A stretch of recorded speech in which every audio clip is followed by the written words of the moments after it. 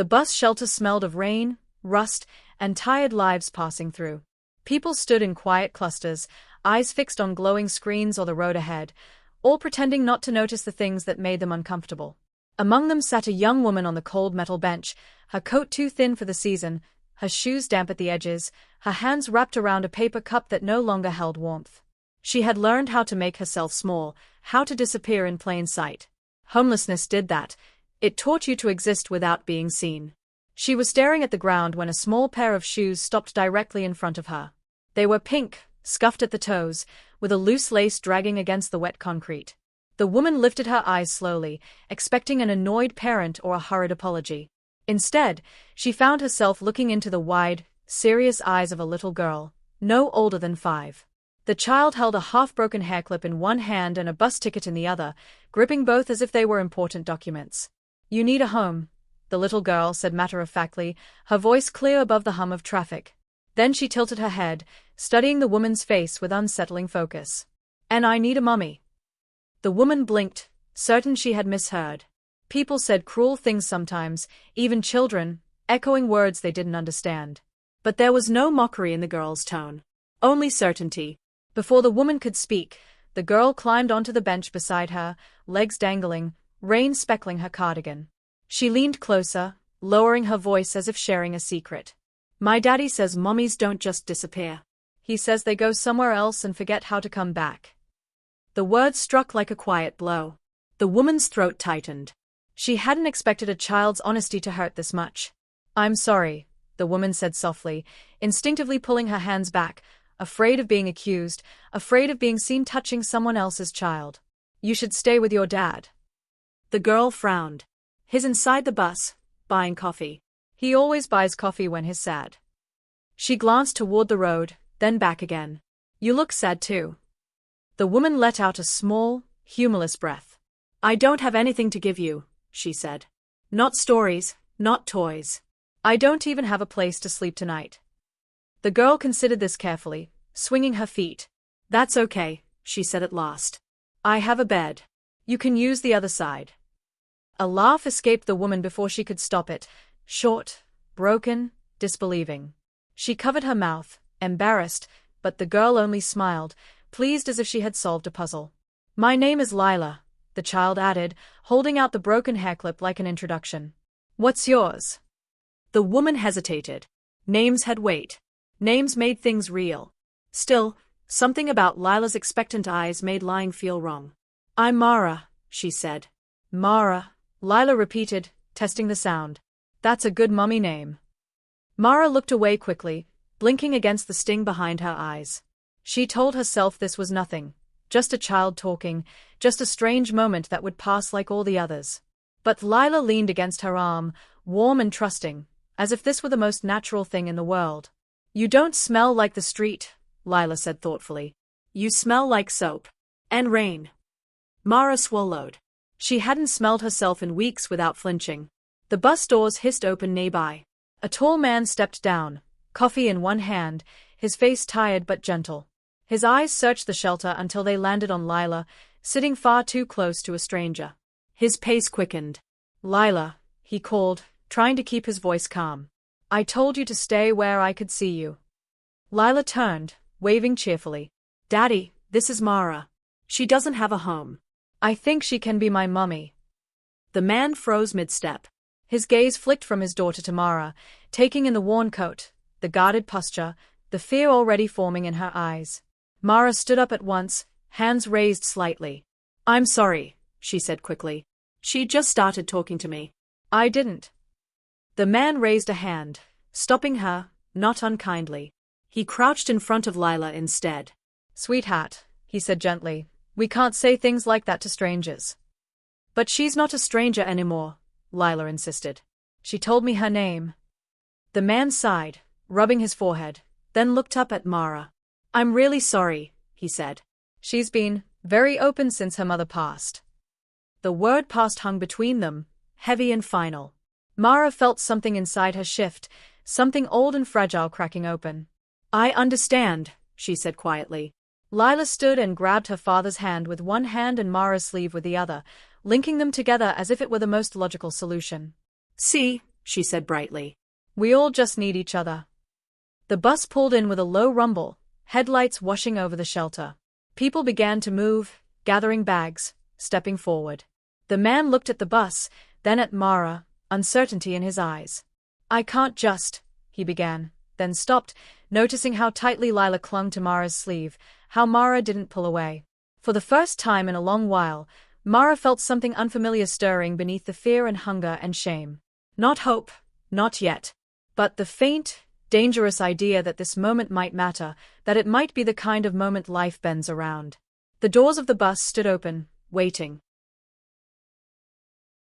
The driver cleared his throat impatiently, and the line behind them shifted, but none of the three moved. Rain slid down the glass panels of the shelter, blurring the city into streaks of gray and gold.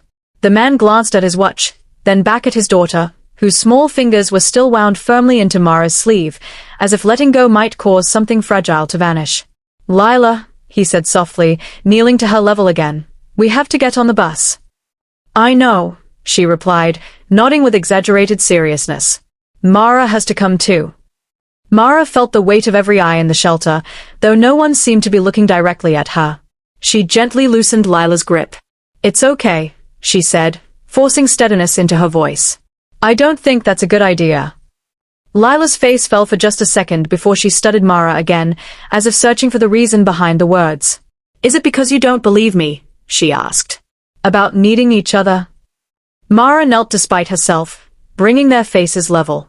It's because sometimes grown-up lives are complicated, she said.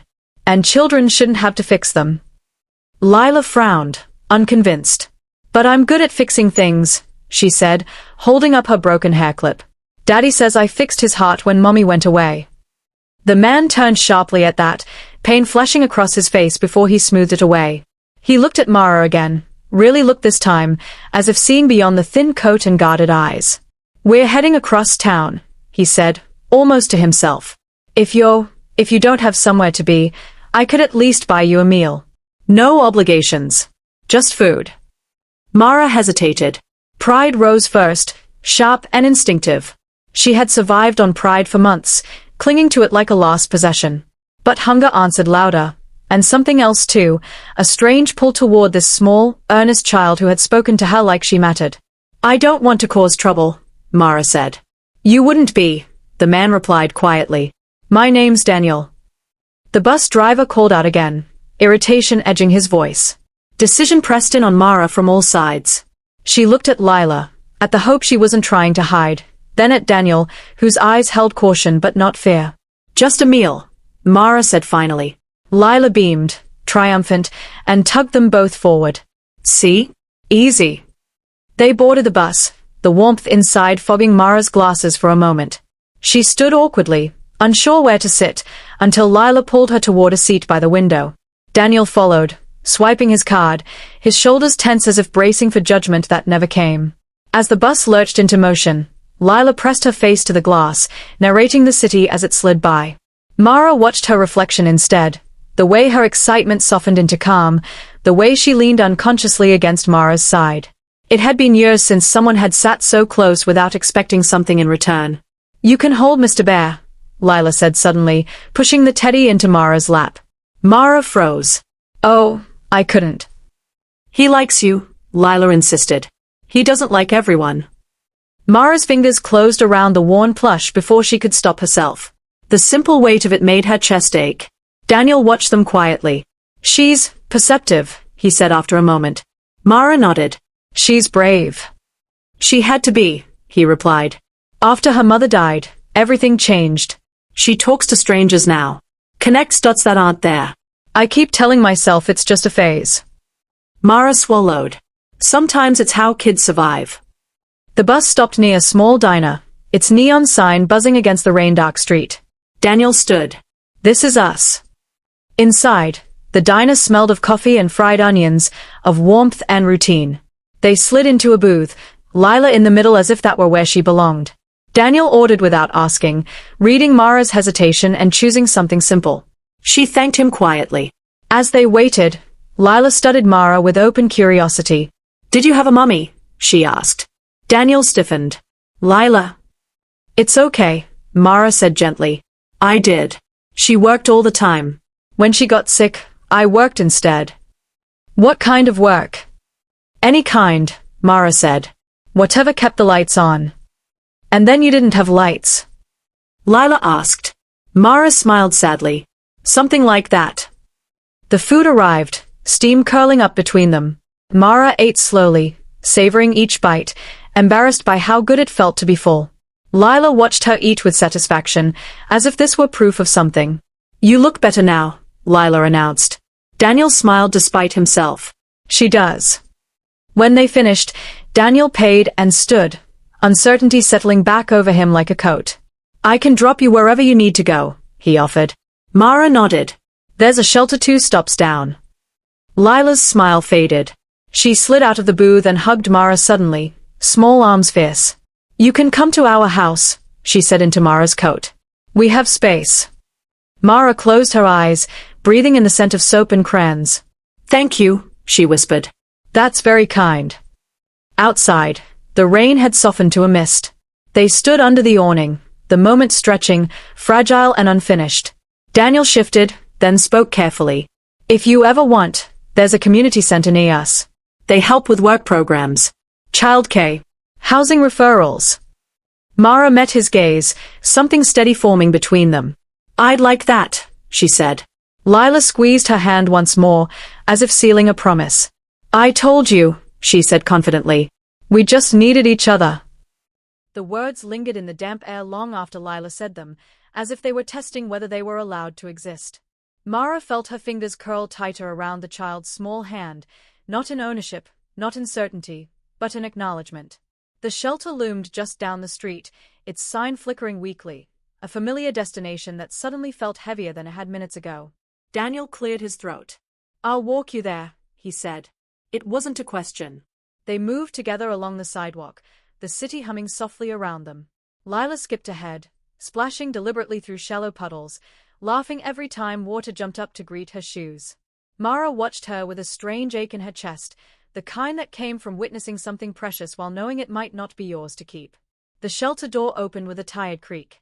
Warm air and the murmur of voices drifted out. Mara stopped just short of the entrance. This was where things usually ended, kind gestures tapering off into polite distance, names forgotten by morning. Well, Daniel said quietly, hands in his pockets. This is it. Lila turned, her smile faltering when she realized Mara wasn't coming any farther. You're going inside? She asked. Mara nodded.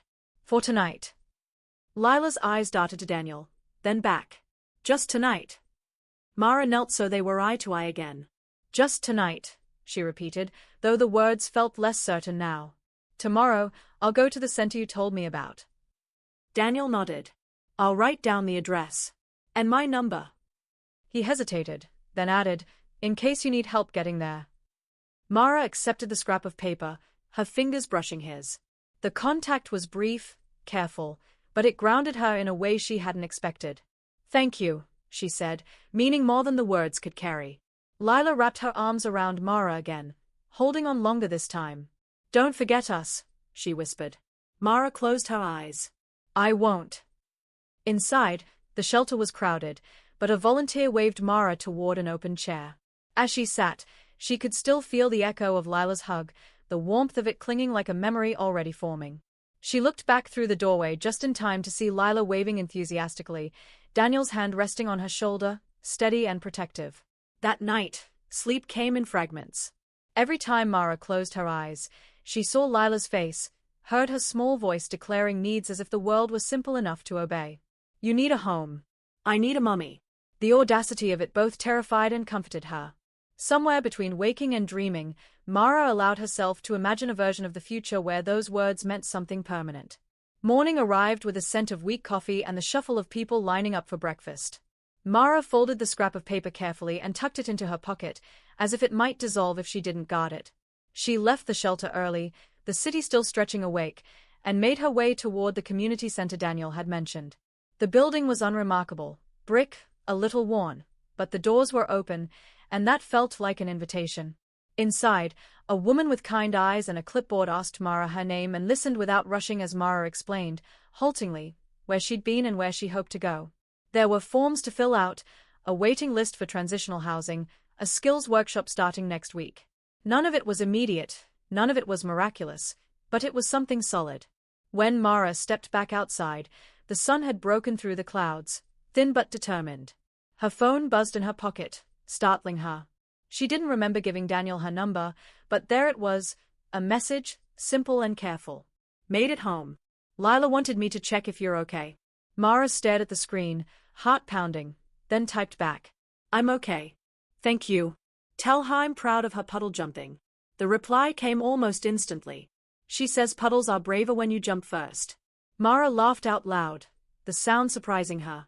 People passing by glanced at her, curious, and for once she didn't mind being seen. Over the next few days, messages came and went. Small updates. A drawing Lila insisted on sending, a crooked house with 3 figures inside, all smiling. Daniel never pushed, never implied more than he offered, but his presence threaded gently into Mara's days, a quiet consistency she hadn't realized she missed. One afternoon, as Mara sat in the center's job readiness class, her phone vibrated again. This time it was a photo, Lila at the kitchen table, tongue sticking out in concentration as she colored, Daniel in the background pretending not to notice. She made dinner plans for the weekend, Daniel wrote. Invited you. No pressure. Mara felt the familiar fear rise, the instinct to retreat before hope could turn sharp. She thought of the shelter bed, the list of steps ahead of her, the fragile stability she was just beginning to build. She also thought of Lila's certainty, the way she spoke as if connection were not something to be negotiated. I'd like that, Mara typed back, her hands trembling slightly as she sent it. That evening, walking back toward the shelter, Mara noticed the city differently. The lights seemed warmer, the spaces between people less empty. She passed the bus stop where everything had started and paused, watching strangers wait with their own invisible stories. She wondered how many lives brushed against each other every day without noticing, how many moments waited to be claimed by someone brave enough to speak. When she reached the shelter, Mara lay down and stared at the ceiling, listening to the quiet breaths around her. For the first time in a long while, the future didn't feel like a wall. It felt like a door, still closed, still heavy, but real. And somewhere across the city, a little girl was likely already asleep, certain in the unshakable way only children could be that some promises, once spoken, had already begun. The next morning arrived wrapped in a pale blue sky, the kind that suggested possibility without promising anything. Mara woke earlier than usual, her mind already busy, replaying messages and moments as if they were scenes she needed to memorize. She dressed carefully, smoothing the sleeves of the cleanest sweater she owned, wanting, without fully admitting it, to look like someone who belonged somewhere. At the community center, she was assigned a temporary locker and a volunteer helped her draft a simple resume. It felt strange listing skills she had once taken for granted: customer service, inventory, basic accounting, proof of a life that had existed before everything unraveled. As she typed, she imagined Lila asking what she was doing, imagined explaining it in words simple enough to make sense. Around noon, her phone buzzed again. She keeps asking what time is weekend dinner time, Daniel wrote. I told her it's still a few sleeps away. Mara smiled, then paused before replying. Tell her good things take time, she typed. Even puddles have to wait for rain. A few dots appeared, disappeared, then reappeared. She says that makes sense. That evening, as Mara returned to the shelter, she noticed a flyer taped near the entrance, short-term room available. Female preferred. A phone number was scrawled at the bottom. Normally she would have torn off the tab without thinking, but this time she hesitated, her fingers hovering. Something about the word room, private, quiet, felt like a leap too far. She took a photo instead and walked inside. Sleep came easier that night. Not deep, not uninterrupted, but kinda. Dreams drifted through.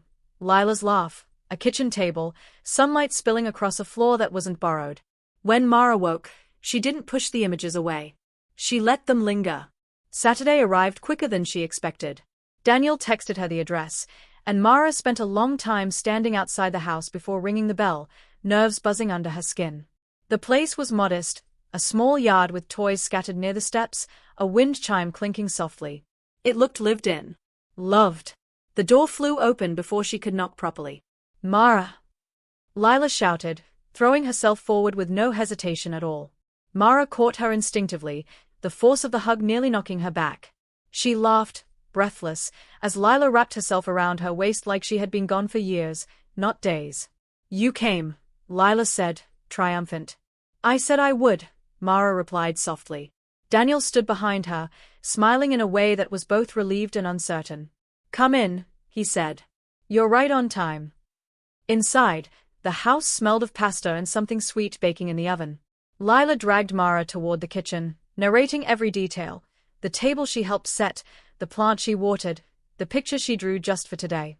Mara listened, nodding, absorbing the ordinary magic of it all. Dinner was louder than Mara expected. Lila talked constantly, asked questions between bites, insisted Mara taste everything. Daniel watched them both, occasionally jumping in, occasionally just observing, as if afraid the moment might dissolve if he interfered too much. At one point, Lila slid off her chair and disappeared down the hallway, returning with her teddy bear. She placed it carefully beside Mara's plate. So you won't be lonely when you go, she explained. Mara's chest tightened. Thank you, she said, her voice barely steady. After dinner, Daniel washed dishes while Lila pulled Mara into the living room, demanding a story. Mara hesitated. I'm not very good at those. That's okay, Lila said, settling against her. Just tell a real one. So Mara told her about growing up in a small apartment with too many dreams and not enough money, about learning to be strong before she learned how to be gentle with herself. She softened the edges, shaped the truth into something a child could hold. Lila listened intently, her head resting against Mara's arm, as if the sound of her voice mattered more than the words. When Lila's eyelids began to droop, Daniel carried her to bed. Mara stood awkwardly in the hallway, unsure of her place, until Daniel returned. She doesn't usually fall asleep that fast, he said quietly. Maybe she was tired, Mara replied. Maybe, he said, then hesitated. Or maybe she feels settled. They stood there for a moment, the house quiet around them. You're welcome to stay a bit, Daniel added. Have tea? Mara nodded. They sat at the table again, this time across from each other, steam curling from their mugs. She gets attached easily, Daniel said carefully. I worry about that. Mara met his gaze. So do I. Silence stretched, not uncomfortable, but thoughtful. I don't want to confuse her, Mara continued. Or you. I know, Daniel said. I don't want to scare you away. Something unspoken passed between them, an understanding built not on romance or rescue, but on caution, respect, and shared responsibility toward a small, fierce-hearted child. When Mara finally stood to leave, Lila appeared in the hallway, hair messy, eyes half-closed.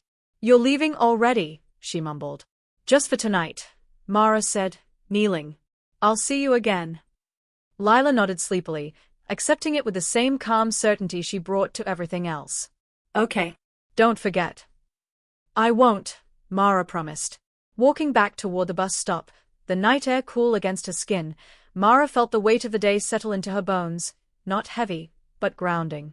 She didn't know what the future would look like. She didn't know if she could be what Lila imagined. But for the first time, the question wasn't whether she deserved a home. It was whether she was brave enough to build one, step by careful step, knowing that somewhere along the way, a little girl would be watching, believing, and waiting. Weeks passed, not in dramatic leaps, but in quiet progress that only mattered because it lasted. Mara moved from the shelter into a small shared room she found through the center, a space barely larger than a closet, but it had a door that locked and a window that caught the afternoon sun. She started a part-time job at a local grocery store, the kind of work that left her feet aching and her mind tired, but her pockets heavier with something she hadn't held in a long time: control. Every Sunday afternoon, she found herself on Daniel's doorstep. At first, she stayed cautious, always aware of the invisible line she didn't want to cross. But Lila had no respect for invisible lines. She treated Mara's presence as a given, not a question. Mara helped with homework, brushed tangled hair, learned which bedtime stories were favorites and which ones were too sad for tonight. Slowly, without ceremony, routines formed. One evening, while Lila colored at the table, she looked up suddenly. Mommy used to sit like that, she said, pointing at Mara's posture. The word hit the room and fell, heavy and fragile. Daniel stiffened. Mara froze. But Lila only smiled, satisfied, and went back to coloring, as if she hadn't just reshaped the air they breathed.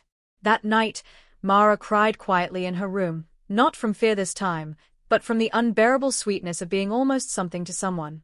Life tested them, as it always does. There were days when Mara's hours were cut, when exhaustion made her snap at small things, when doubt crept in whispering that she was borrowing a life she could never truly own. Daniel struggled too, grief resurfacing unexpectedly, guilt tugging at him for allowing space where loss still lived. They talked, awkwardly at first, then more honestly. Not about fairy tale futures, but about boundaries, about patience, about doing right by a child who deserved stability more than promises. Lila watched it all with the quiet wisdom of someone who understood that love wasn't loud, it was consistent. One rainy afternoon, months after the bus stop, Mara stood in front of a mirror holding a coat she had bought with her own money. It wasn't fancy, but it fit. She smiled at her reflection, hardly recognizing the woman who looked back, tired, yes, but standing. That evening, Daniel asked her to stay for dinner longer than usual. Lila had insisted on setting the table herself, placing 3 plates with deliberate care. When they sat, Daniel cleared his throat. "There's something we want to talk to you about," he said gently. Lila slid her hand into Mara's without looking. "It's okay," she said confidently. "It's a good thing." Daniel smiled at his daughter, then looked at Mara. "We've been thinking about the future. Slowly. Carefully." He paused. "About what family means." Mara's heart pounded. She forced herself to breathe, to listen. "We're not asking for anything to change overnight," Daniel continued. "But we wanted to know if you'd like to be here more. Not as a guest. As someone who belongs." The room felt impossibly quiet. Mara looked at Lila, at the small fingers laced through hers, warm and trusting. She thought of the bus stop, the rain, the words that had once sounded impossible. "You need a home. I need a mummy." Tears blurred her vision. "I don't want to take the place of someone you loved," she said softly. Lila leaned over and kissed her hand. "You're not taking," she said. "You're adding." That was when Mara understood. Love wasn't a replacement. It was an expansion. Years later, Mara would think back to that moment often. To the way fear and hope stood side by side, daring her to choose. She chose courage. The house changed with time. More laughter, more noise, more life. Mara grew into the role she had never planned for, learning as she went, making mistakes, apologizing, trying again. Daniel learned to let joy exist without guilt. And Lila grew, as children do, carrying the certainty of being loved like a quiet superpower. On the anniversary of the day they met, Mara took Lila to the bus stop. The city had changed, but the shelter was still there, still holding strangers with stories brushing past each other. Lila stood beside her, taller now, thoughtful. "Do you remember when you didn't have a home?" Lila asked. Mara nodded. "I remember when I didn't think I deserved one." Lila smiled and squeezed her hand. "I'm glad you listened to me." Mara looked around at the people waiting, wondering how many lives were one brave sentence away from change. She knelt to Lila's level, her voice steady, full. "I'm glad you spoke," she said. "Because sometimes, the most extraordinary beginnings don't come from grand plans or perfect timing, but from a child who sees what adults are too afraid to hope for, and says it out loud anyway."